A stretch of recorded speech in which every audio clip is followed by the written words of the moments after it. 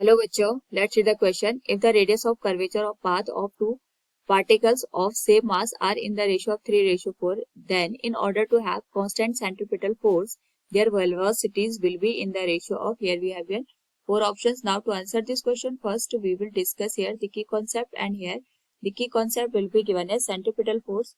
तो हमारे पास जो सेंट्रीपिटल फोर्स की वैल्यू होती है, it is given as mv² divided by are.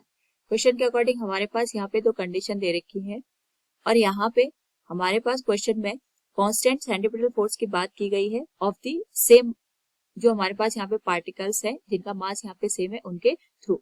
m1 और m2 की वैल्यू हमारे पास सेम होगी, and the radius for the given condition that is r1 by r2 is given as 3:4. This will be given as equation number first. Question में हमें उनकी velocities का ratio चाहिए, so we can say here जो centripetal force की value होगी f1 by f2, it could be written as m1 v1 square divided by r1 will be equal to m2 v2 square divided by r2. के m1 और m2 तो same है, हमें यहाँ पे वेलोसिटीज का रेशियो चाहिए, that will be given as v1 divided by v2 का होल स्क्वायर. तो ये आ जाएगा r1 by r2 के बराबर. r1 by r2 का जो रेशियो है ये 3/4 के बराबर हमें दे रखा है.